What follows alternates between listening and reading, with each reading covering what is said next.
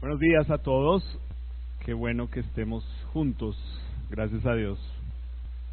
Comenzamos este mes enfocando en el hecho de la Semana Santa que viene en abril y de la intención que tengo con que realmente nosotros pongamos o recordemos las bases de lo que nosotros debemos creer en Dios para esperar Semana Santa, para celebrar la resurrección de Cristo. Entonces, pues hace 8 días estuvimos hablando acerca de la imagen de Dios en nosotros, cómo Dios nos creó a su imagen y semejanza, y estuvimos viendo que esa imagen y semejanza de Dios en nosotros es que Dios colocó en nosotros pensamientos, Dios colocó en nosotros sentimientos y también colocó en nosotros la voluntad, el deseo de hacer o no las cosas. Y obviamente mientras no somos una nueva criatura en Cristo, ese pensar, ese hacer y ese sentir va totalmente en contra de Dios. Y cuando somos una nueva criatura en Cristo, pues obviamente debemos alinearnos en Cristo con lo que dice en su palabra para pensar, sentir y decidir con base en Cristo viviendo en nosotros. Anoche en el grupo pequeño fue un tiempo muy especial y nos pudimos dar cuenta de que realmente Dios, cuando nos ve, cuando somos una nueva criatura en Cristo, el Padre está viendo a Jesús en nosotros. Y eso es lo que las demás personas deben ver a Jesús en nosotros. Entonces, hoy vamos a estar estudiando sobre este tema, y es que si cuando yo nazco de nuevo en Cristo, cuando soy una nueva persona, entonces con base en la palabra de Dios, lo que me dice a mí es que yo soy un heredero. Y lo que nos dice la palabra de Dios es que, como pasa con una persona que va a recibir una herencia, es que tiene legalmente que ser un hijo. Tiene que ser legalmente un hijo para poder recibir la herencia.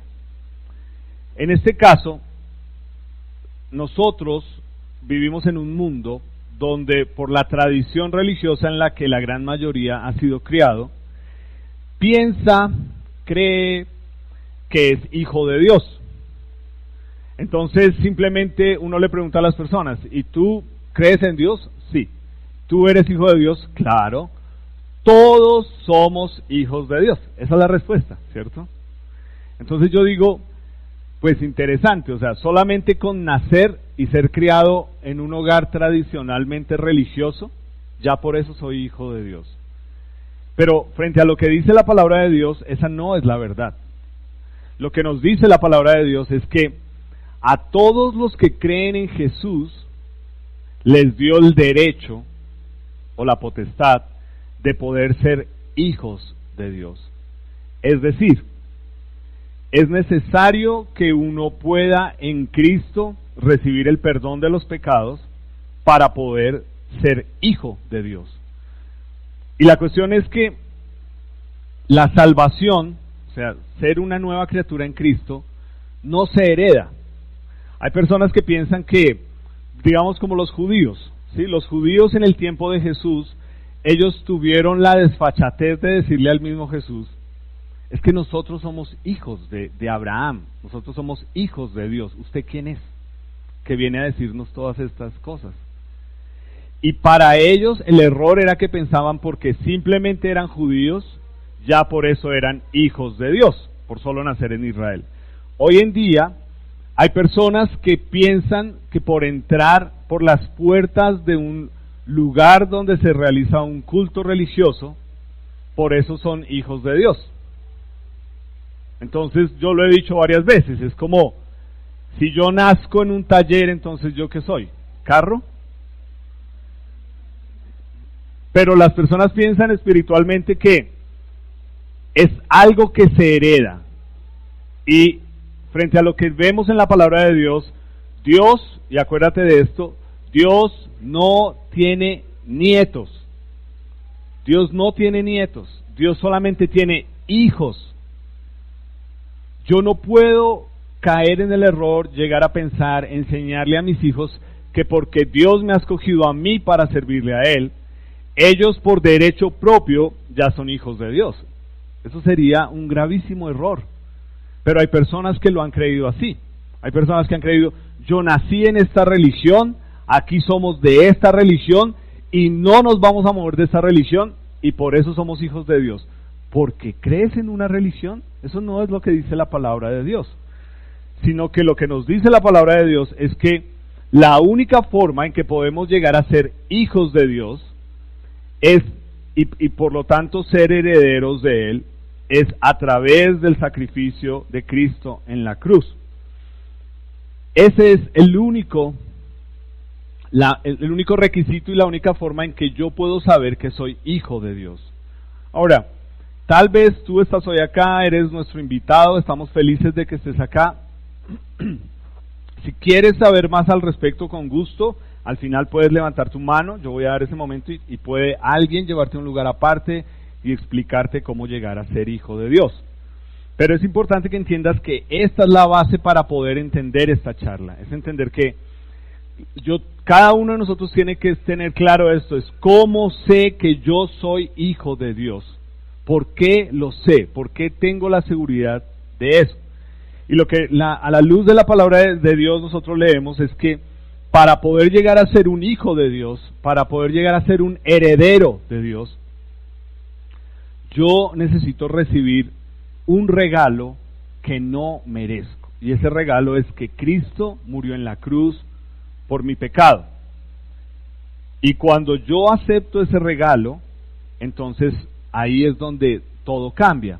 Porque ya no le voy a decir a Dios, que es la pregunta que yo le hago a personas cuando les estoy explicando la salvación, y quiero que tú te cuestiones esta pregunta, y la he hecho varias veces, es: si tú mueres hoy, y Dios te pregunta, ¿por qué te debo dejar entrar al cielo? ¿Tú qué le vas a responder a Dios? No lo pienses en voz alta, solo piénsalo. Cuando estés ahí, ¿qué le vas a decir a Dios? Las respuestas son: porque fui bueno, porque fui criado en esta religión, porque yo no robo, yo no mato, yo no hago esto, porque iba a una iglesia cristiana, porque era el hijo del pastor, o era el hijo del que cantaba, o porque me llevaron desde bebé a esa iglesia cristiana y crecí ahí. Y todas esas respuestas son equivocadas. Ninguna de esas es la respuesta que Dios espera. La respuesta para poder saber si soy hijo de Dios y para poder disfrutar de una eternidad con Dios es que yo pueda decir: porque un día yo entendí que Cristo murió en la cruz por mi pecado y confesé mi pecado, estuve de acuerdo con Él en que necesitaba un Salvador y le pedí que perdonara mi pecado. No solamente decir yo creo, porque yo salgo y le pregunto aquí a los vecinos: ¿tú crees en Dios? Claro, todos creemos en Dios. ¿Y eso ya nos va a salvar? No. La palabra de Dios dice también que los demonios también creen, pero por lo menos ellos tiemblan. Lo único que me salva o que me da la salvación, ese regalo, es cuando yo confieso que soy un pecador que necesita un Salvador. Entonces, cuando yo hago eso, Dios me permite a mí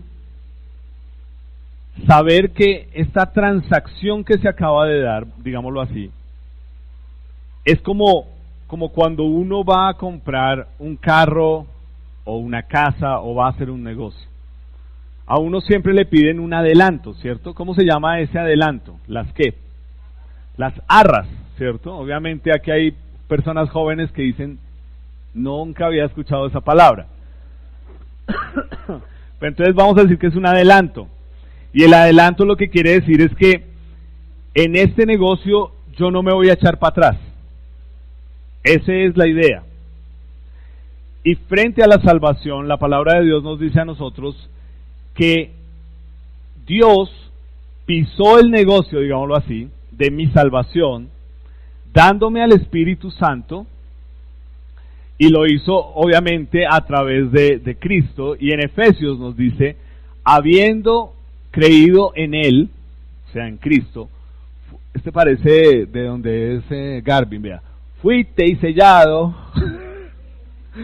con el Espíritu Santo de la promesa, que es las arras de nuestra herencia hasta la redención de la posesión y adquirida para alabanza de su gloria. Es decir, cuando yo le creo a Jesús que yo necesito ser salvo a través de Él, lo que hace el Padre es que me da al Espíritu de Dios, al Espíritu Santo para que viva en mí, y dice, esta es la forma en que yo estoy sellando, asegurando este negocio, digámoslo así, esta transacción, y de ahora en adelante tú eres mío, tú estás sellado, esto no se puede echar para atrás. Entonces, lo genial de esto es que esto deja por el piso la mentira de, si yo vuelvo a pecar, ya no soy hijo de Dios, yo perdí la salvación porque me alejé, o yo dejé de ser hijo de Dios porque hice esto o aquello o lo otro. Acá nos dice que no, acá nos dice, son las arras de nuestra ¿qué? Herencia. Entonces, la herencia es porque soy hijo de Dios. Jesús no solamente se vuelve mi Salvador, pero se vuelve mi hermano. Y el mismo Padre de Jesús es mi Padre. Y yo puedo pedirle al Padre de la misma forma en que Jesús lo hacía. Y ahora, esta transacción nos dice que se selló con el Espíritu Santo, que es la promesa que son las arras en mi corazón. Entonces, hasta aquí, la verdad es que si vamos a hablar de una herencia en Dios, por ser hijos de Dios, hasta aquí deberíamos recibirlo todo, cerrar la Biblia e irnos. Dime, ¿tú qué más necesitas? O sea, míralo de esta forma gráficamente. Es como, aparte de la salvación en Cristo y de tener el Espíritu Santo, que en la Biblia nos dice que era como una lengua de fuego o como la paloma, ¿qué más necesito yo para vivir? Aparte de Cristo y del Espíritu Santo. Piénsalo tú. ¿Qué más necesitas tú? Entonces tú dices, ay, pero es que uno no vive solo de eso. Uno también necesita plata, ¿cierto? Uno necesita sobrevivir, etcétera, etcétera. Pero mi pregunta es,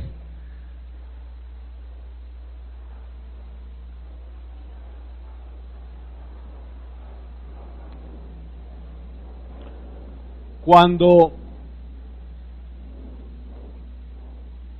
la palabra de Dios dice que yo soy un heredero y que tengo a Cristo y al Espíritu Santo en mí, entonces yo debería entender que la satisfacción y la plenitud de poder vivir en este mundo, yo ya la tengo. Porque una vez más se restauró con Dios mi comunión y ahora yo puedo pensar, sentir y decidir con base en que soy guiado por el Espíritu de Dios en mi vida.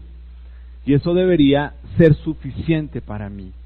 Y yo debería saber que en vida soy heredero de Dios porque ya recibí lo más importante y lo que necesito. Y Dios en el proceso me va a guiar en el trabajo, en mis relaciones interpersonales, en etcétera, etcétera, etcétera.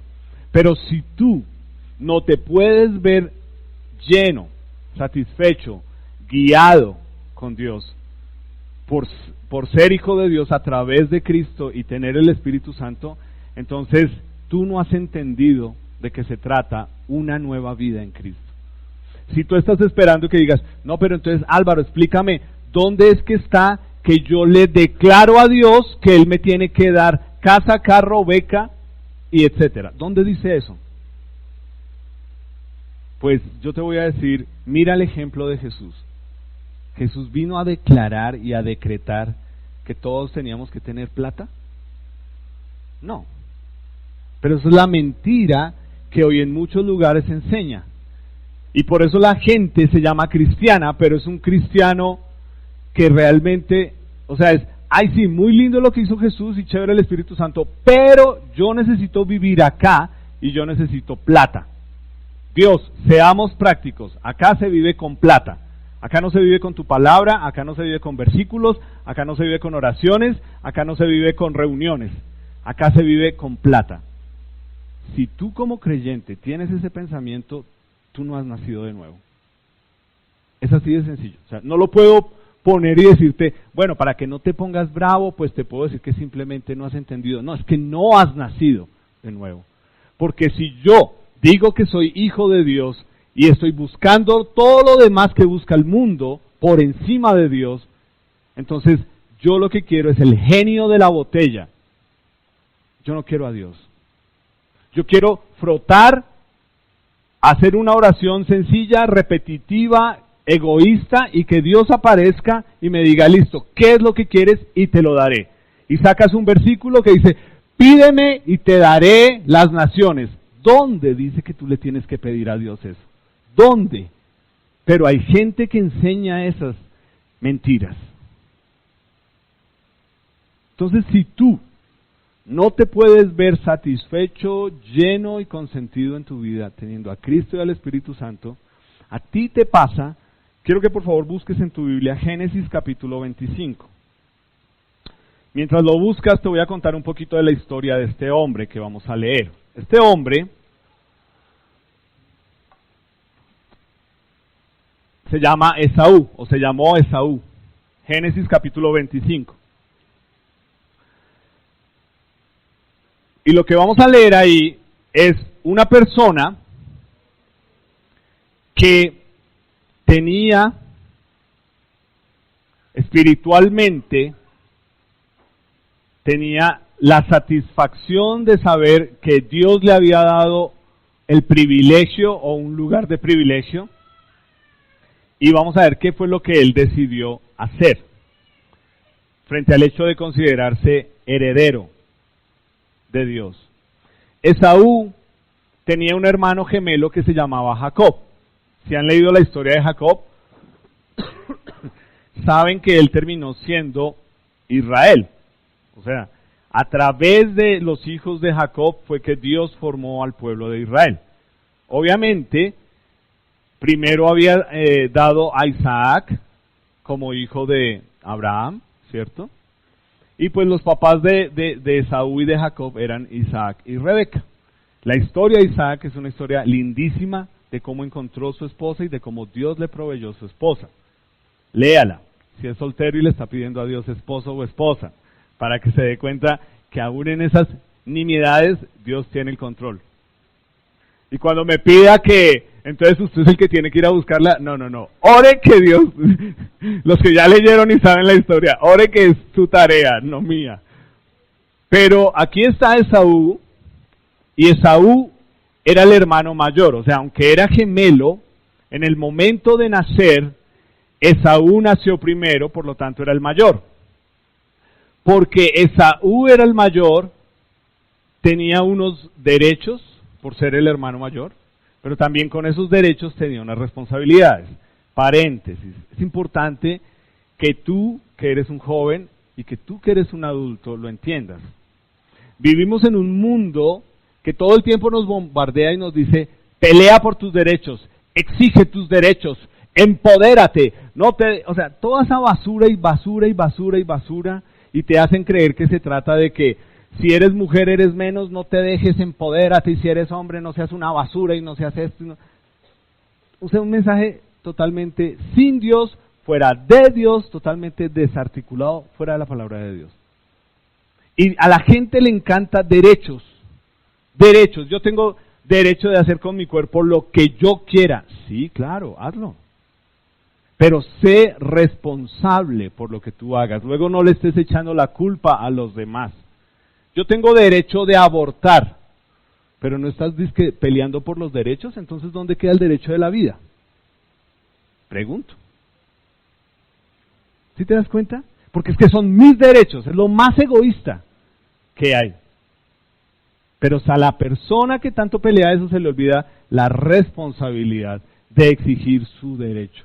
Claro, tú tienes derecho, pero ¿sabes dónde te recuerdan a ti que tienes una responsabilidad? En la EPS, allá dice, derechos del paciente, pero también deberes, y te los tienen bien grandotes.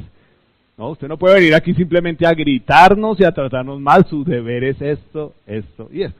Entonces acá está Esaú, que es el mayor, que recibe unos derechos y unas responsabilidades por ser el mayor. Entonces ahí en tu Biblia, Génesis 25, Versículo 27 nos dice: y crecieron los niños, y Esaú fue diestro en la casa, hombre del campo. Pero Jacob era varón quieto que habitaba en tiendas. Y amó Isaac a Esaú porque comía de su casa, mas Rebeca amaba a Jacob. Ahí estás leyendo un hogar disfuncional.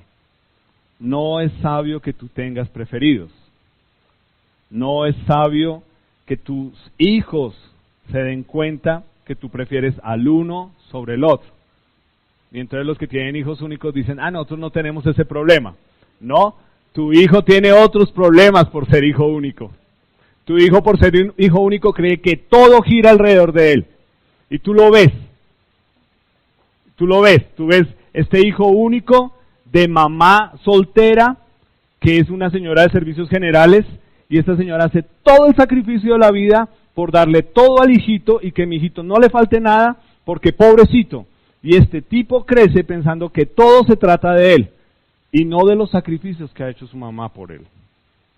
Entonces no creas que esto no es... No, yo no tengo problemas.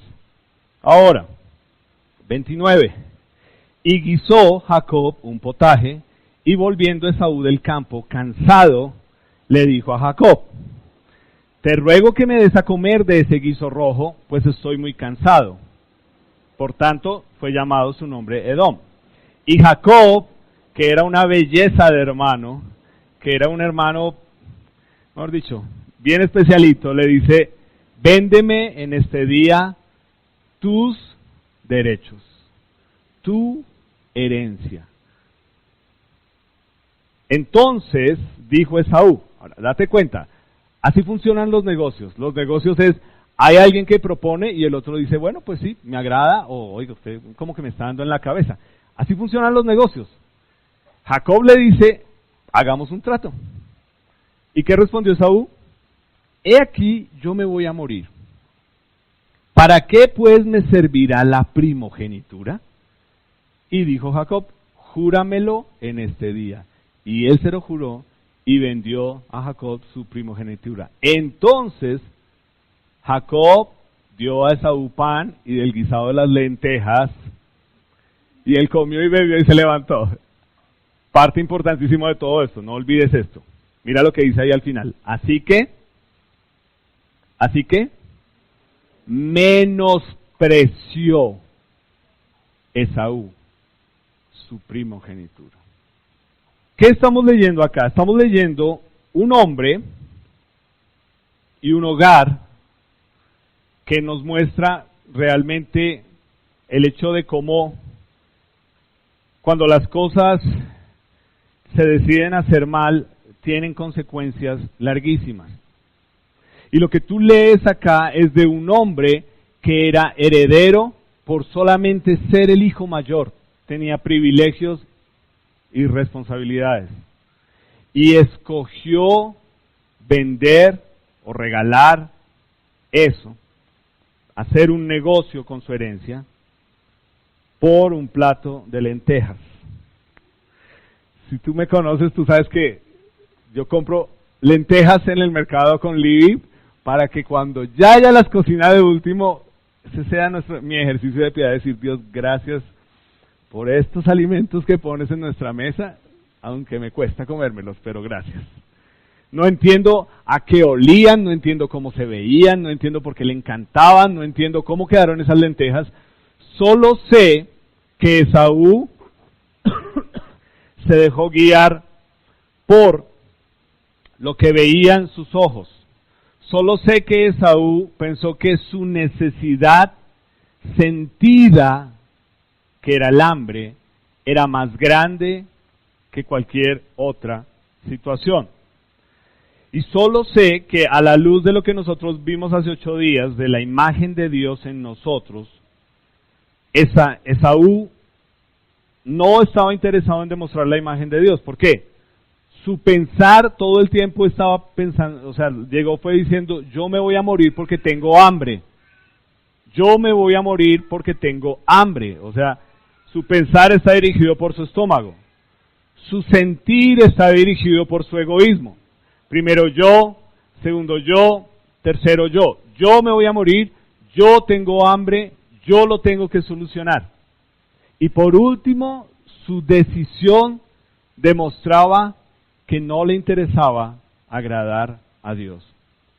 Dijo, ¿de qué me sirve esto si me voy a morir? Ahora, yo quiero aclarar algunas cosas acá y es importante, y es, tú creces y frente a lo que se te enseña de la palabra de Dios, hay algunos principios de la palabra de Dios que son no negociables. Pero igual, mientras tú llegas a ser una nueva criatura en Cristo, tú tienes toda una vida recorrida donde lo que a ti te enseñaron en la casa, tú creces y tú dices, pues en este momento a mí no me conviene o no me es conveniente hacer esto, porque pienso primero en mí, entonces lo voy a hacer de esta forma. Y tú empiezas a negociar cosas que no deberían ser negociables. Tú negocias mentiras. ¿Por qué? Porque tú te crees la mentira de que todo el mundo miente y de que hay mentiras por categorías. Hay mentiras blancas, hay mentiras piadosas, hay mentiras chiquitas. ¿Qué peligro tiene una mentira? Y el problema es que si tú no estás diciendo la verdad, sino que es una verdad a medias, pues es una completa mentira. Entonces tú creces negociando la verdad porque se trata de ti. Tú creces negociando principios y entonces tú lo que piensas es, se trata de mí, se trata de que a mí me vaya bien, se trata de que yo haga negocios y les dé a los demás en la cabeza, entonces pues vamos a ver cómo voy ahí. Y en el proceso, de pronto llegas a Cristo y ahora naces de nuevo. Toda esa forma que tú traías de negociar lo que no debería ser negociable, ahora en Cristo es mucho más exigente.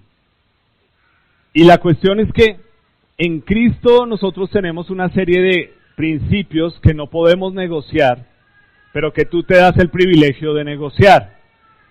Son cuestiones donde Dios te dice, es importante, pero tú lo negocias, y Dios te dice, ama, y tú dices, pues voy a hacerlo como lo hacía antes, y antes era, yo amo al que me ama, y yo odio al que me odia, y tú crees que ahora en Cristo es igual, y en Cristo Dios te dice, no es negociable, no es si te cae bien, o si hace cosas para agradarte, es, ora por esa persona, demuéstrale a esa persona a Cristo, ¿ves? Una vez más sale la imagen de Cristo.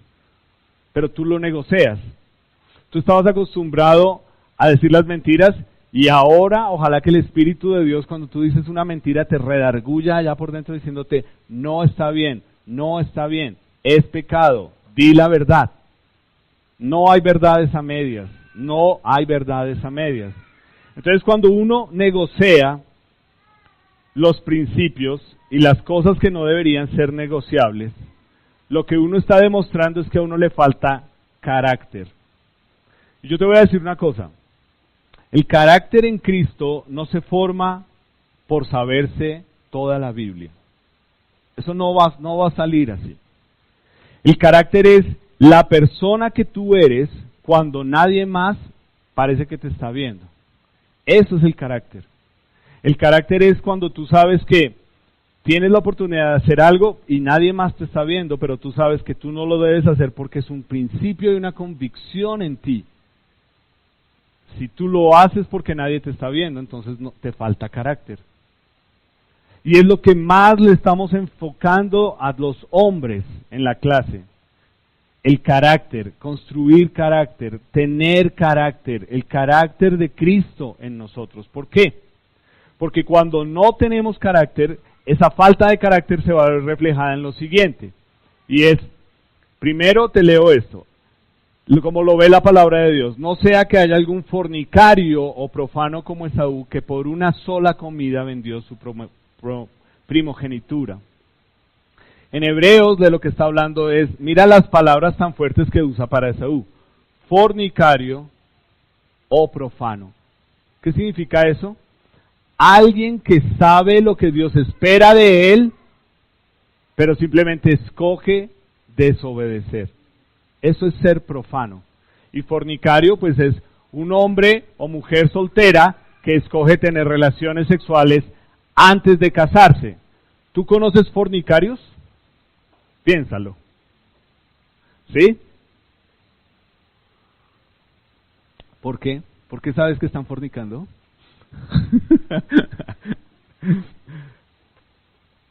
Yo los conozco porque obviamente uno pregunta, ¿cierto? Tú y tú son casados. No, listo, ya tengo la respuesta. Y hay personas que siendo hijos de Dios, herederos en Cristo, escogieron negociar el principio de que no se debe fornicar, y lo que viene es después, Dios entenderá, Dios nos ayudará, Dios nos guiará. ¿Dios? ¿Pero por qué metes a Dios en tu pecado si es tu decisión? No veo por qué lo tienes que meter. Pero acá nos dice que Esaú, con su actitud, lo único que tenía era una actitud de fornicario y profano. Y tú me dirías, pero ¿eso cómo se nota? Entonces la falta de carácter se nota en lo siguiente. En 1 de Juan 2:16 nos dice que nosotros somos guiados por nuestros ojos, por los deseos de nuestra carne y por la vana gloria de la vida. Y como hay gente que a veces no entiende eso, entonces te lo pongo en una versión más leíble. Dice, somos guiados por nuestro deseo insaciable por lo que vemos. ¿Tú eres guiado por eso o no? ¿O solo nos pasa a algunos? ¿A qué vas a un centro comercial? ¿Solo a comerte un helado? Pues obviamente todas las vitrinas ahora son en vidrio para que tú pases y todo el tiempo seas ahí. Lo quiero. O sea, eso es una cosa. Sale uno mentalmente endeudado. O sea, yo quiero esto. Esos son los deseos de nuestros ojos. Y el problema con eso es que entre más ese deseo me pide y yo le doy, pues más insaciable se vuelve, porque yo no voy a estar tranquilo hasta que yo no lo tenga. Y cuando lo tengo, ¿qué pasó con eso? En el momento en que lo tengo, se devaluó. Ya no vale igual, ya no se ve igual. Es más, si lo compré y se lo vi a una persona que se ve mal, ya no lo quiero volver a usar. Eso le pasa mucho a las mujeres, ¿cierto? No, bueno. Luego tenemos el deseo por el placer físico. Y no solamente se trata de la sexualidad, hablando acerca de fornicación, que es relaciones sexuales antes del matrimonio, o adulterio, que es relaciones sexuales fuera del matrimonio. Pero el placer físico es cualquier placer que nuestro cuerpo pide y que nosotros decimos es que primero yo, segundo yo y tercero yo.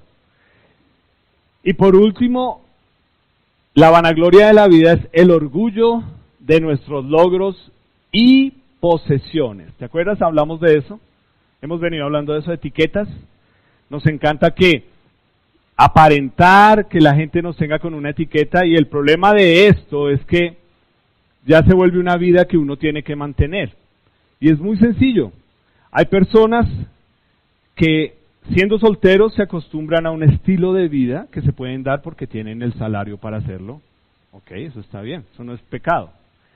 Pero luego tú decides casarte, vamos a decir que lo hiciste bien y decides casarte con esa persona, y entre ambos se quieren dar un estilo de vida que se merecen. ¿Por qué? Pues para eso trabajamos, para eso nos fregamos, ¿no? Con J grande, o sea, nos vamos a dar el estilo de vida que nos merecemos.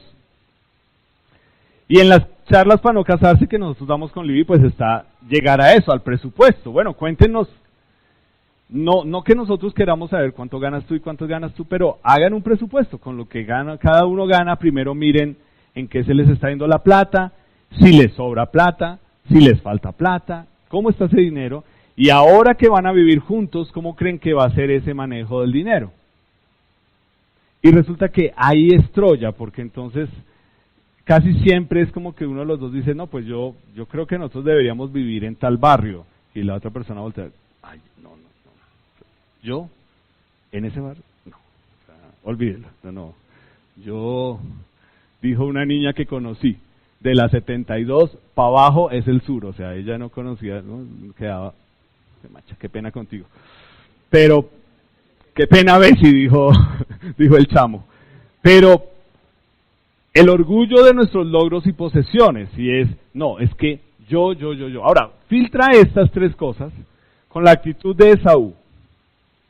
Míralo, los deseos de sus ojos, vio un potaje, vamos a decir lo que dice en la Biblia, un delicioso potaje de lentejas, y dijo, me lo tengo que comer, lo necesito ya y me lo voy a comer.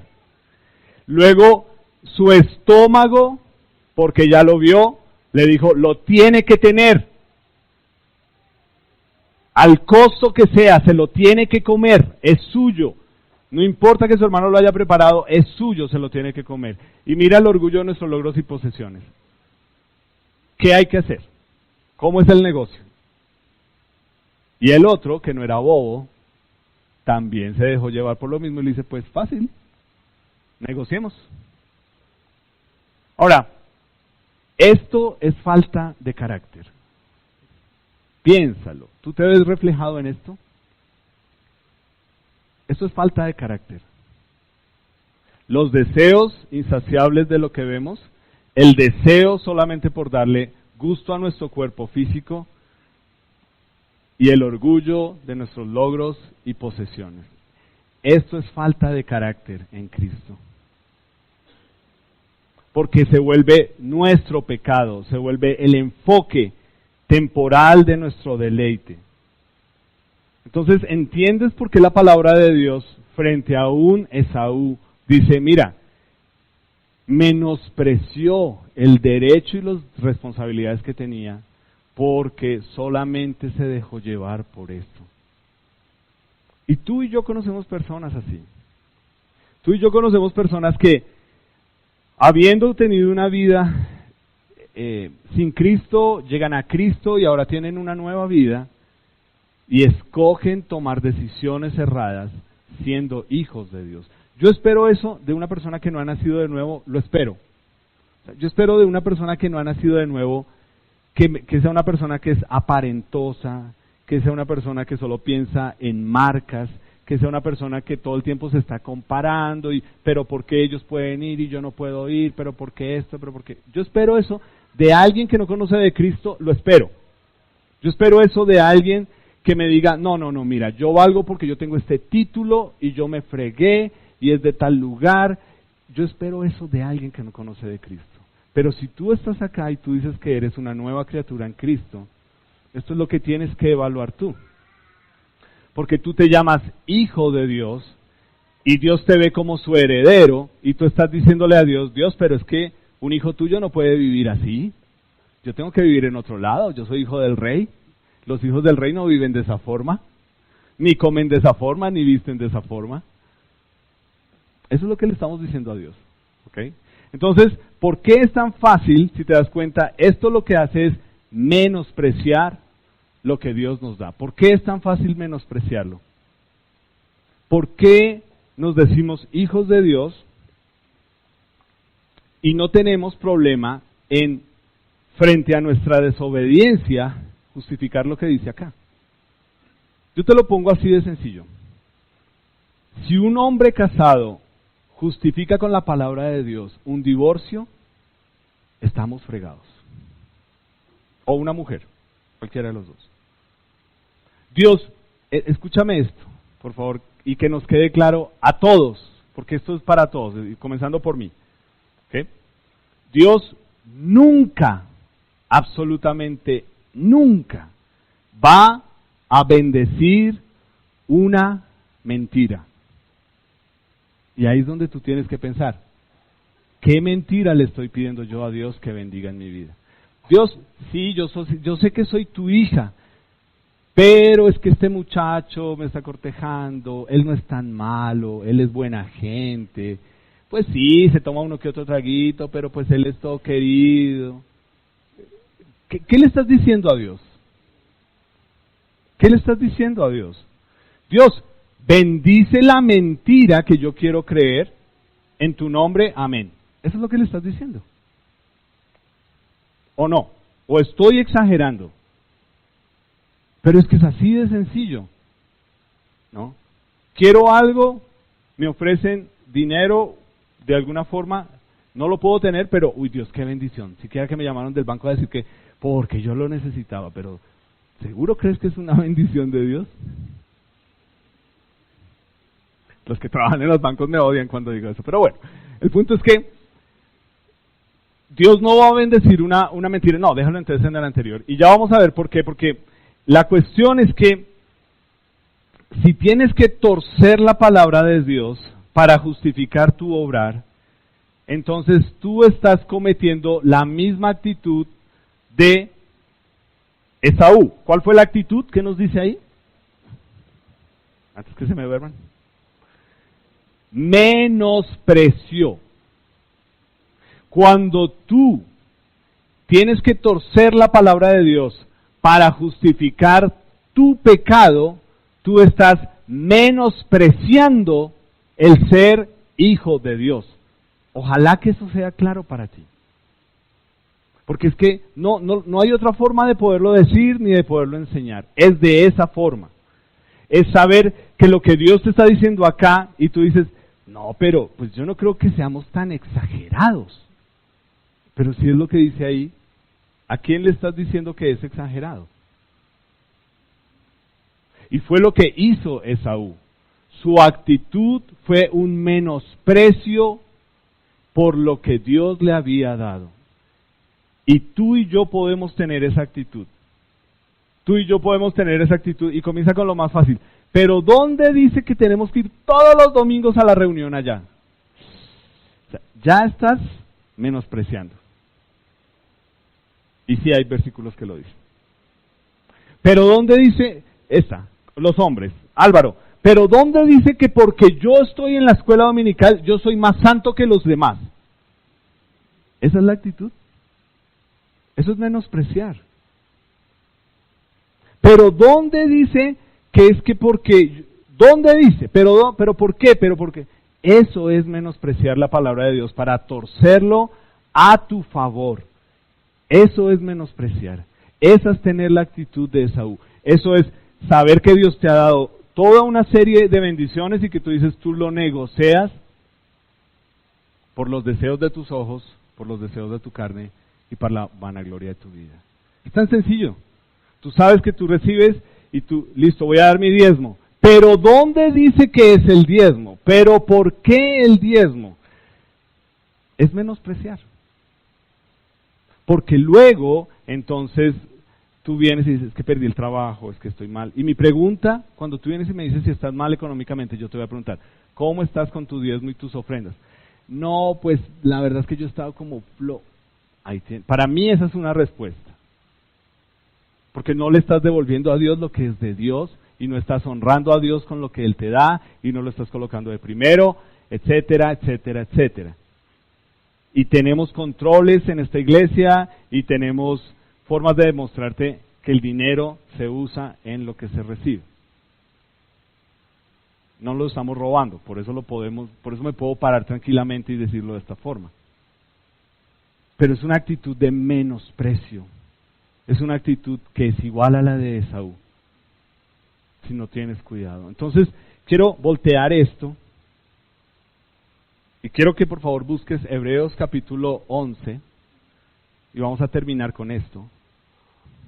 Porque quiero ahora que leamos juntos la actitud de otro hombre frente a ser tentado con lo que sus ojos veían, frente a ser tentado con lo que su carne y su físico quería, y frente a ser tentado con la vana gloria de la vida, con los logros, los títulos y las posesiones.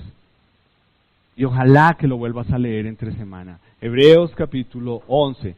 ¿Cómo demuestra un hijo de Dios que valora su herencia?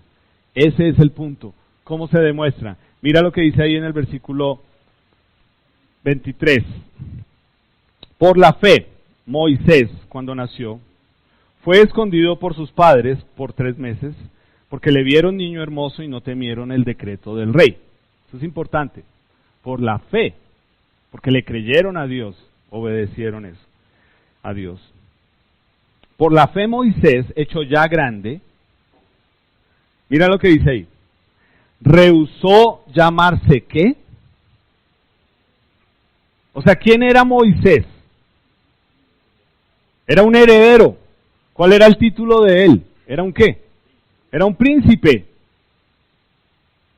Y dice, rehusó. No quiso que eso siguiera siendo su etiqueta. No quiso que eso siguiera siendo la razón por la cual él valía. Y tú y yo conocemos personas que son así. No, es que un tío de un primo, de un amigo que tiene, que hace, que va, que viene. ¿Y eso en qué te o sea, pero hay gente que vive de eso, ¿no? De etiquetas y de aparentar. Acá este tipo tenía todo, era el príncipe. Y dice, rehusó llamarse hijo de la hija de Faraón. ¿Por qué? Escogiendo antes ser maltratado con el pueblo de Dios que gozar de los deleites que temporales del pecado. El pecado solamente te hace sentir bien un ratico. Y luego tienes que vivir toda una vida tratando de justificar tu pecado.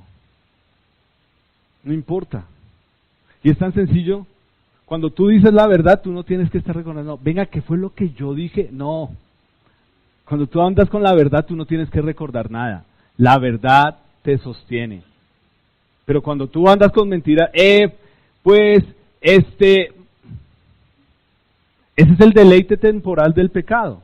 Y el deleite temporal del pecado es que lo quiero tener ya, no me importa el costo, a lo mismo que Esaú, y no me importa lo que tenga que transar, pero lo quiero ya. Y acá nos dice que Moisés cambió ser un príncipe y lo escogió por ser, no solamente identificarse con los hebreos, pero dice ser maltratado con ellos. Eso es fuerte. Dice, teniendo por mayores riquezas, o sea, herencia, el vituperio de Cristo que los tesoros de los egipcios. Tú vas a ver en un mes cómo nuestra sociedad se va a volcar esperando Semana Santa. Para pasear, está bien. Para descansar, está bien. Yo no estoy condenando eso. Pero se vuelve el deleite temporal. Y tú que eres hijo de Dios deberías entender que debe ser un tiempo en el que tú tienes que recordar que esa cruz que cargó Cristo llevaba el peso de tu pecado. Y eso fue lo que Moisés entendió y dijo, Moisés, rehusando llamarse príncipe, está diciendo, yo abrazo, yo quiero ser identificado con el dolor de la cruz de Cristo. Ese es mi tesoro, esa es mi riqueza. ¿Ves? Si para ti Jesús no es tu tesoro, entonces ¿qué estás atesorando tú? Si tú no te sientes una persona rica en Cristo, una persona que es heredero, entonces ¿tú qué herencia estás buscando? Tú estás buscando la herencia temporal de este mundo. Y acá nos dice, porque tenía puesta la mirada en el galardón. Lo hemos leído acá. Pongan su mirada en las cosas de arriba. Dejen de mirar a este mundo. Dejen de compararse con este mundo. Dejen de vivir como este mundo vive. Dejen de desear lo que este mundo desea. Porque cuando ese deseo se vuelve pecado en ti, es cuando te atrapó. Claro, podemos tener cosas, sí, no hay problema, pero mientras esas cosas no se vuelvan tu Dios, no se vuelva lo que te da a ti el valor, no se vuelva una etiqueta para ti. Por la fe dejó a Egipto, no temiendo la ira del rey. Eso es importante. Sino que se sostuvo como viendo al invisible. Tú lo que lees acá de Moisés es que carácter. Demostró carácter. ¿Por qué? Porque su fe estaba basada en Dios, en la palabra de Dios, en Cristo. Y cuando tú enfrentas la prueba, entonces, no, es que ese señor es muy bravo. ¿Y come gente? ¿O va a sacar un juguete y te va a dar? Sostente viendo a Jesús. Él es tu galardón. No importa todos los demás. Él te puede dar la gracia frente a esa persona difícil, frente a ese jefe gritón, frente a esa persona complicada. Es Jesús el que te sostiene. Pero si tú miras a la persona a los ojos, tú solamente vas a ver que esa persona va a ver en ti tu temor y cómo apachurrarte. Pero tú vales en Cristo, tú tienes una herencia, Él es tu tesoro, para que cualquiera venga simplemente a decir, ¿usted qué? Usted no es nadie, usted no vale. Ese fue Moisés, es un hombre que fue adoptado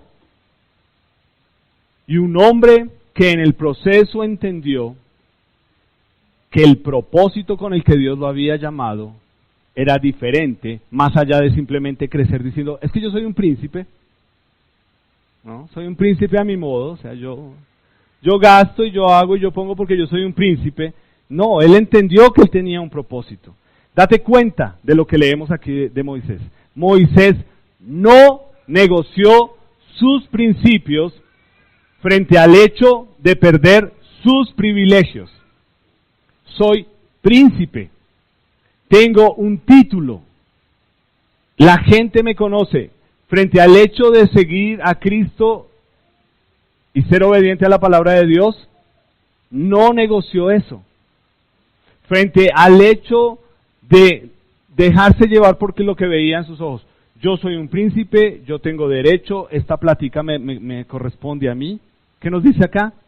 No puso sus ojos en esas riquezas, no eran su riqueza, eso no era lo que valía para él.